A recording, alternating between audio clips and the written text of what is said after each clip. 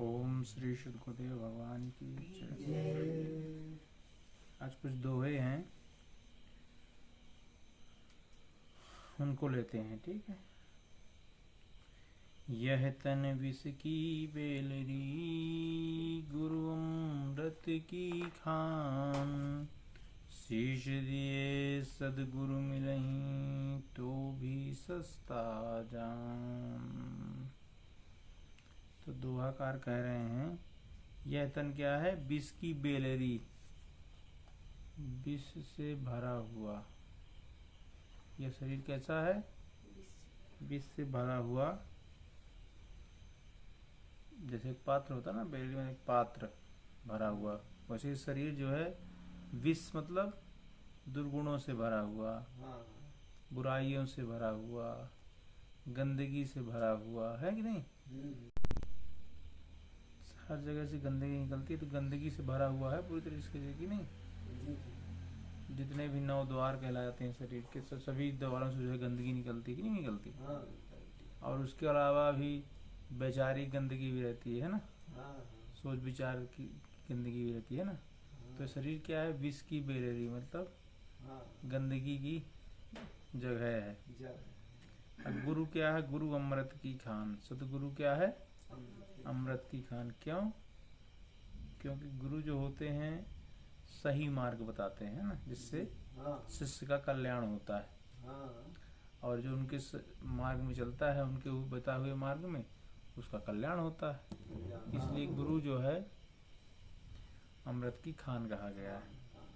ठीक है। शीश दिए सतगुरु मिले, तो भी सस्ता जान।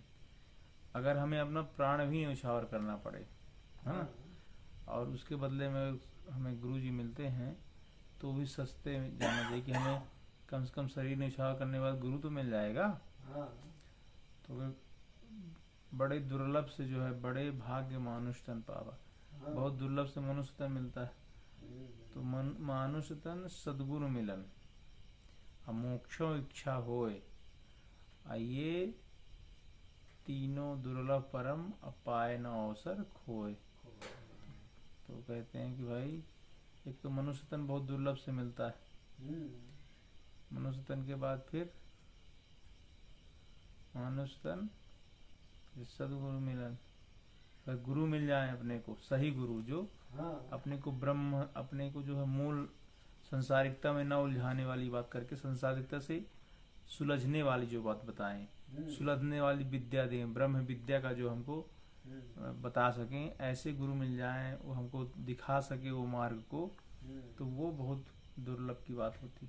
और फिर शिष्य में भी अगर मोक्ष की इच्छा हो, कि अब हम मुक्ति ही चाहते हैं, बाकी संसारिकता नहीं चाहते हैं, मोक्ष इच्छा हो, ये तीनों दुर्लभ परम, अगर ये तीनों मिल जाएं, तो फिर अवसर नहीं छोड़ना चाहिए, है ना। मुक्ति का अवसर नहीं छोड़ना चाहिए, फिर सोने का अवसर लेना चाहिए। मुक्ति का अवसर नहीं छोड़ना चाहिए, फिर अपने को मुक्ति के मार्ग की तरफ ही प्रशस्त होना चाहिए, ऐसा इसमें बता रहे हैं। तो शीश दिए सतगुरु मिले, तो भी सस्ता जान। क्यों? कि सतगुरु के मारे मरे, बहुरी न उपजे आए। 84 बंधन कटे, हरिपद पहुँचे जाए। सतगुरु के मारने से जो मरते हैं, सतगुरु के मारने से क्या मरता है? संसार मरता है, अपना मन मरता है, जो संसारिकता की तरफ उन्मुख है ना, विषयों की तरफ जो उन्मुख है, विषयों में जो आनंद ले रहा है, ऐसा मन जो है खत्म होता है, मरता है ना।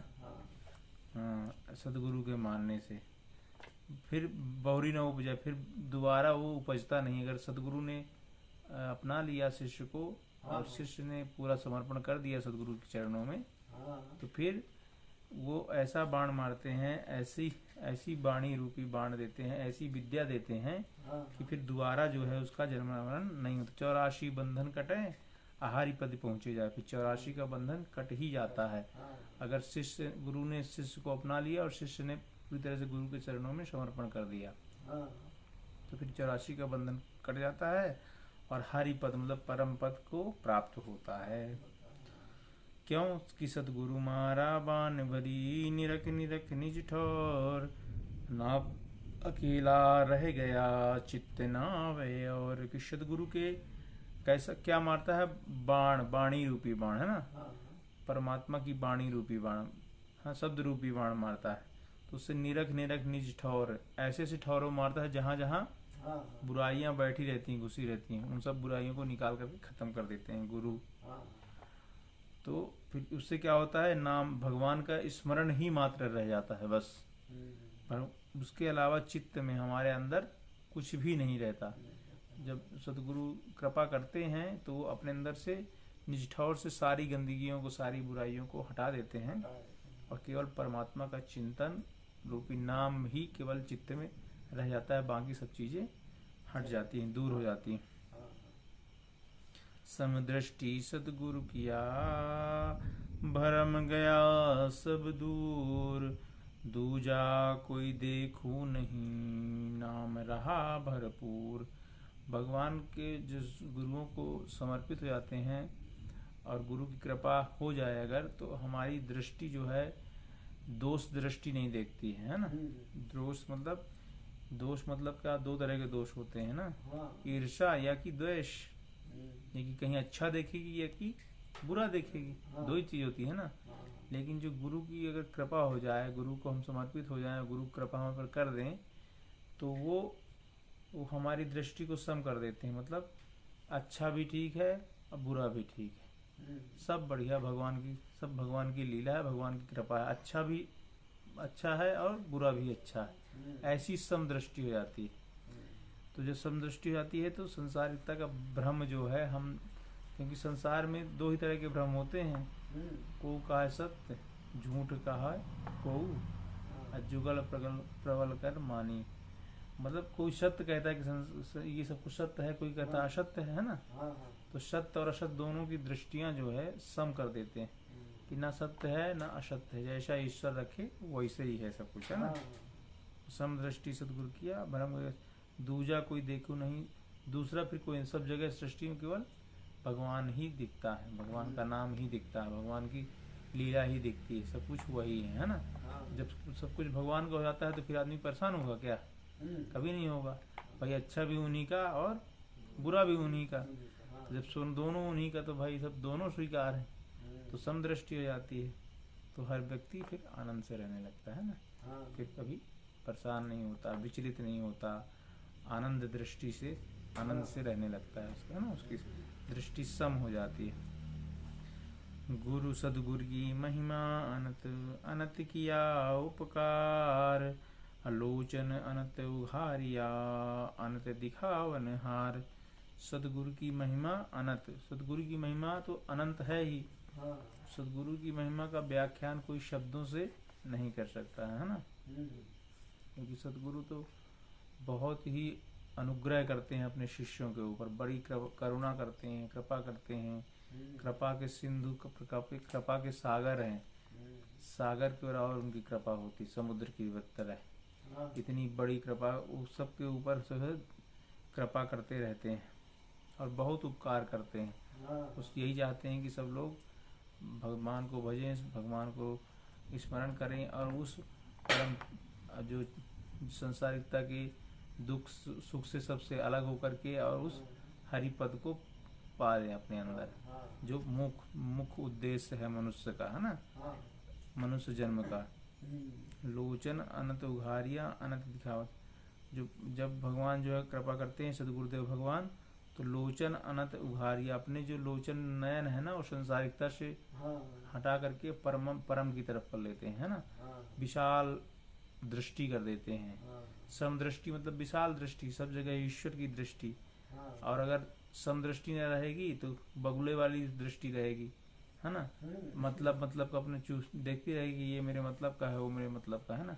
जब समदृष्टि हो जाती है तो सब जगह सब ईश्वर का है, जो भी है अच्छा बुरा सब भगवान का है। और अनंत दिखावन हार, सब कुछ अनंत, परमात्मा की जो अनंत लीला है, उस लीला का जो है भगवान दर्शन करवा देते हैं कि वास्तविकता क्या है संसार की, है ना। तुम्हें क्या लेना चाहिए, तुम्हें क्या कैसे जीना चाहिए, सब चीजें भगवान प्रत्यक्ष रूप से दिखा देता है। सदगुरु हमसे रीझ करी कहा एक प्रसंग, वर्षा बादल प्रेम का भींग गया सब अंग। सदगुरु जब भगवान जब शिष्य के ऊपर प्रसन्न होते हैं तो भगवान जो है बहुत अनुग्रह करते हैं, बहुत प्रेम का पिटारा उसके अंदर खोल देते हैं। तो सदगुरु जब प्रसन्न होते हैं, सदगुरु प्रसन्न कैसे होते हैं? सेवा और समर्पण से, है ना।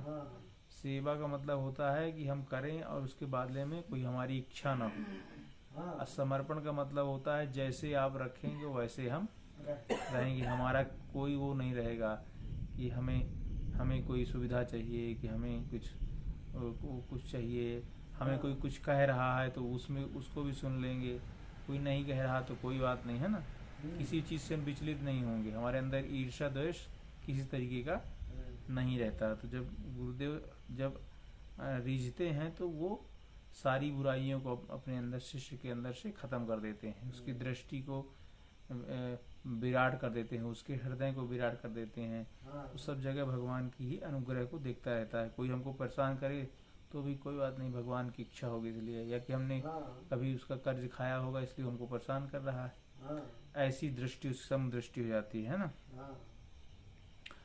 तो उससे क्या होता है? वर्षा बादल प्रेम का भीज गया अंग, तो उसके अंदर परमात्मा का अनंत ज्ञान रूपी जो प्रेम है वो बरसता है उसके हृदय से, और वो उसी में भींग करके उसी में आनंदित रहता है। उसको कष्ट, उसको अच्छा बुरा, हानि लाभ, कष्ट विजय पराजय, कुछ से कोई मतलब नहीं रहता, वो परम आनंद में स्थित रह जाता है गुरु की जब कृपा होती है ना।